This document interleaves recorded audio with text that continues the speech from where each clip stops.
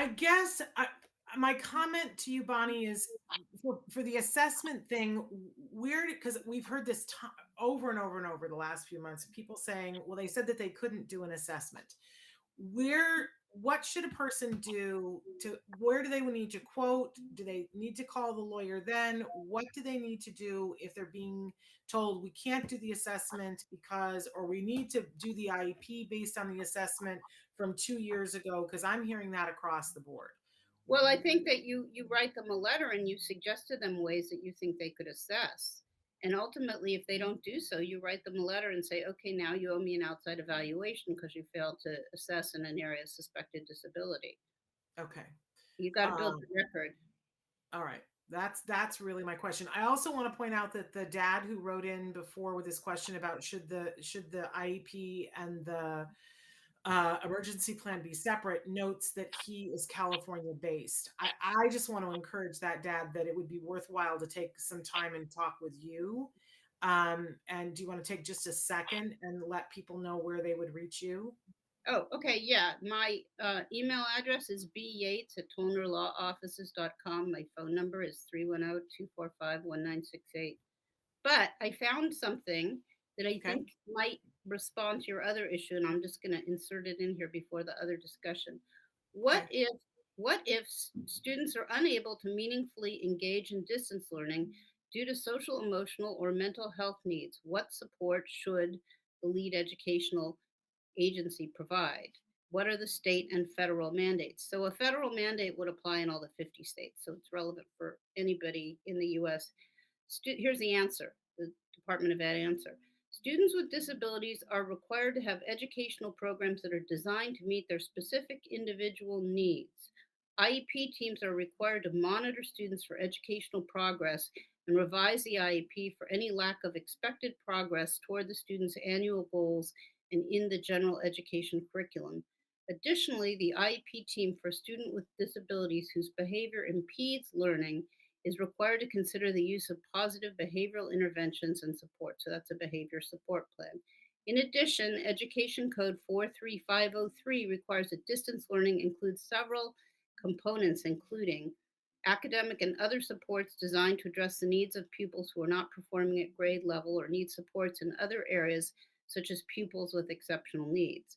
Special education related services and any other services required by the pupil's individualized education program, including the requirement of subparagraph A of paragraph 9 of subdivision A of section 56345, with accommodations necessary to ensure that individualized education program can be executed in a distance learning environment. Here's the last part.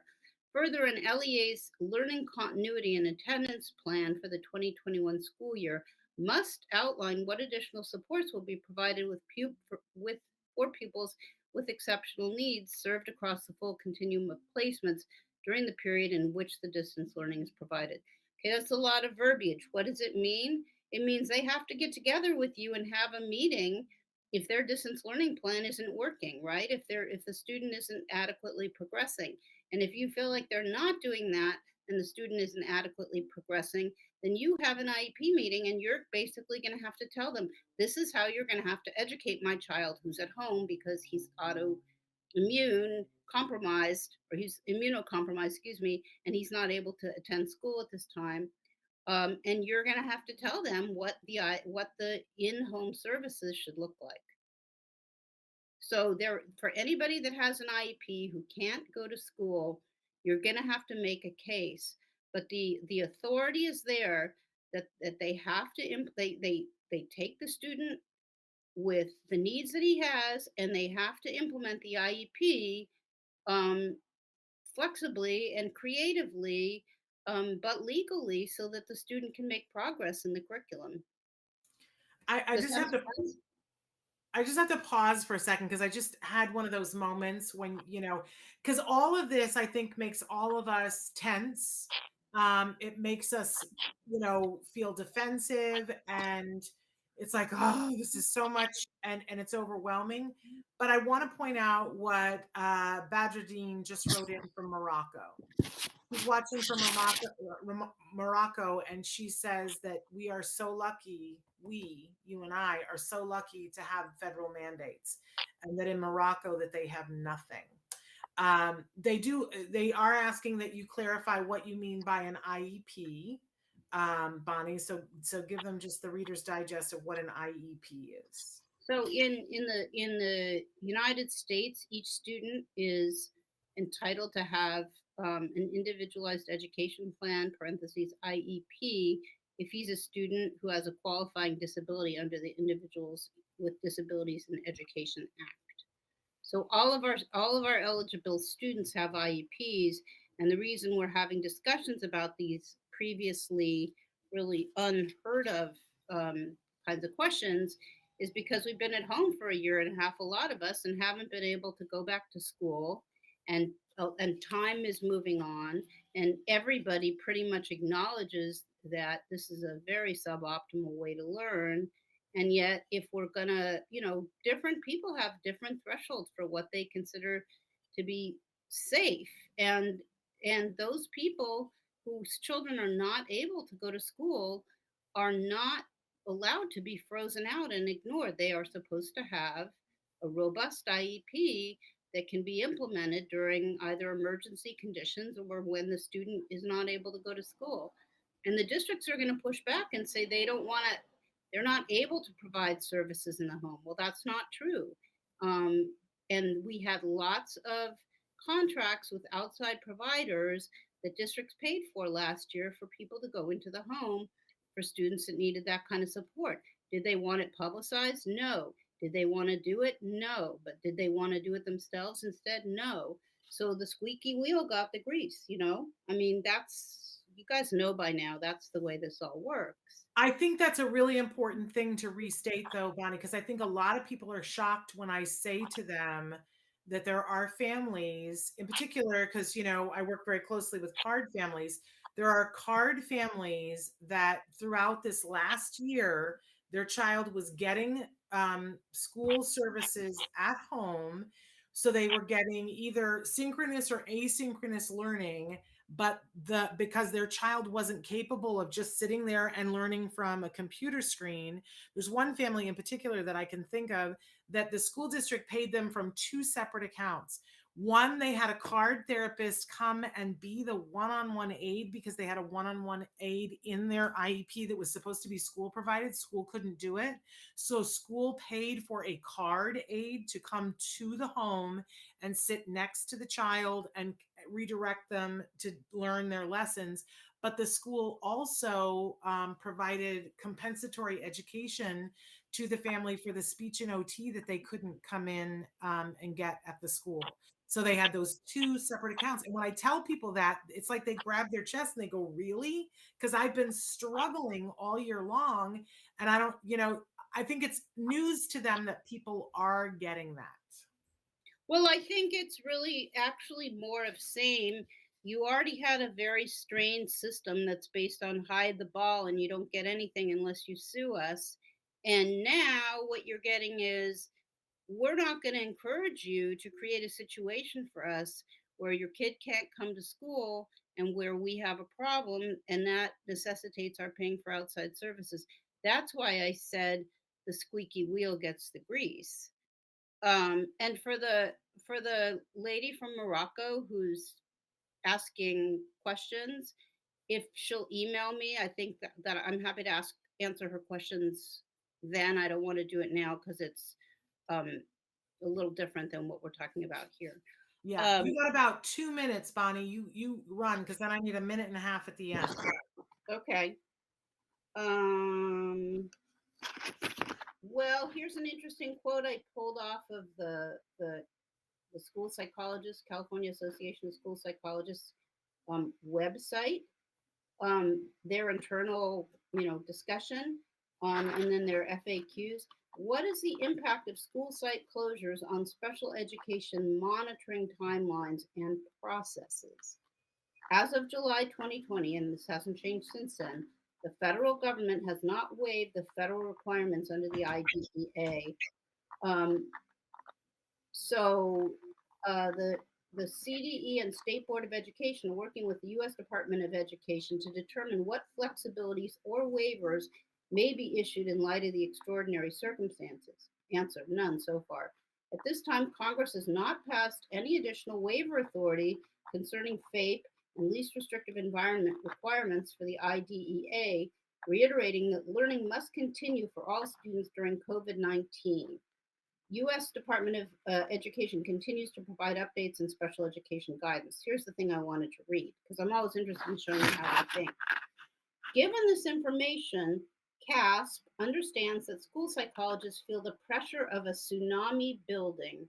Assessments not completed during school closure and regularly scheduled assessments will all need to be completed whether doors open physically or virtually. During the time of distance learning, some schools are taking the opportunity to do assessments in one-on-one settings using safety precautions determined by their individual counties.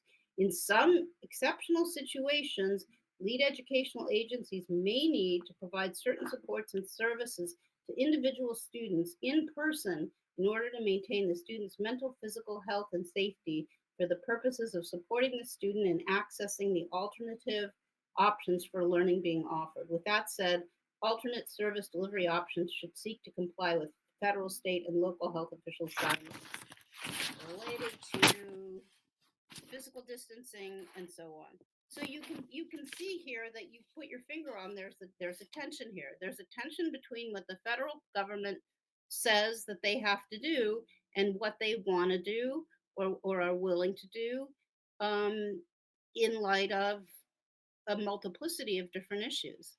But if you come away with nothing else from the show today, if your kiddo's IEP isn't being implemented properly, that's not okay. If your kiddo has an emergency plan in their IEP that doesn't have any specifics in it, that's not okay. If you're being offered independent study or home hospital because your kid can't come back to school right now, that's not okay. And we're just going to have to push on through. It's no different. It's just as bad as it always was. It's just different facts. It's amazing. Bonnie, thank you so much for this information. We've got some amazing, by the way, some amazing dads with us this morning. And Badger Dean, we apologize. Sometimes I just assume moms, and I should not do that. But thank you for pointing out that you are a dad. We so appreciate you being here. And Keith as well. Bonnie, tell us quickly, if people do want to reach out to you, how should they be doing that? Go to Tollner Law Offices, fill in the new client paperwork, and our office administrator will put you in touch with me. Fantastic. Or any of the other attorneys on the website if you like them. There you go. There's a lot of good people that you could consult with.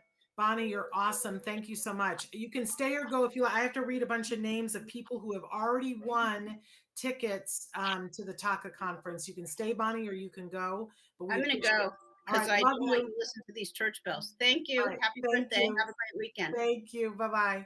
Bye. Okay, so here's the 411 on this. We got a bunch of winners, and I'm going to read these as fast as we can, but we still have a couple of tickets left, you guys.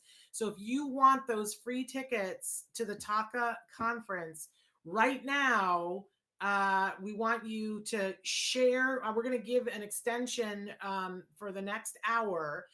You got to share that video that's on our feed right now. That's the Lisa Ackerman video. And then you got to email us autism-live@gmail.com. But here are winners to date.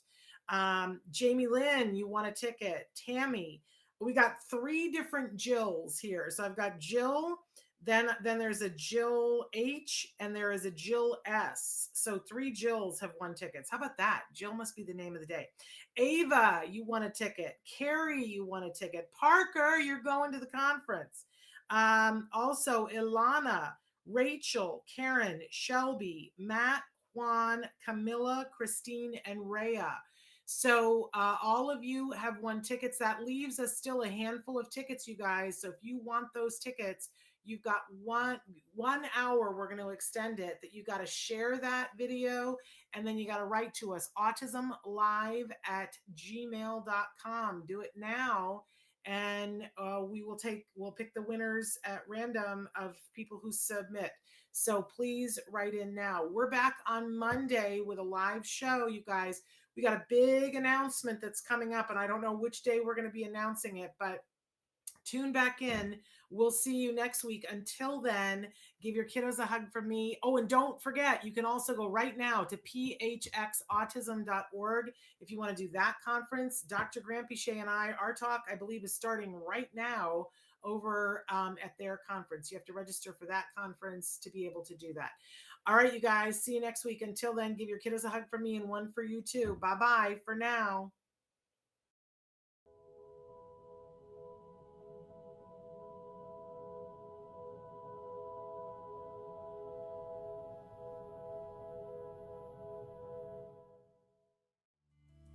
Thanks for watching Autism Live. If you found anything helpful in this video, please give us a like. In fact, make sure that you smash that subscribe button on YouTube and give us a like on Facebook.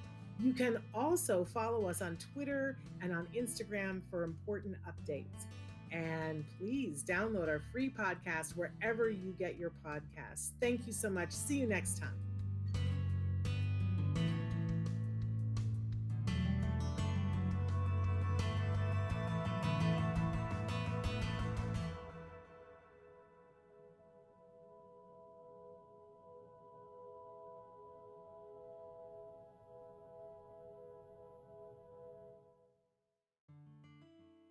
Thanks for watching Autism Live. If you found anything helpful in this video, please give us a like. In fact, make sure that you smash that subscribe button on YouTube and give us a like on Facebook. You can also follow us on Twitter and Instagram for important updates. And please download our free podcast wherever you get your podcasts. See you next time. Until then, give your kiddos a hug from me and one for you too. Bye-bye for now.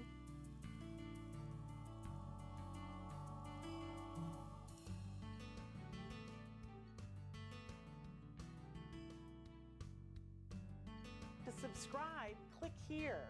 And if you'd like to check out some more of our videos, click here.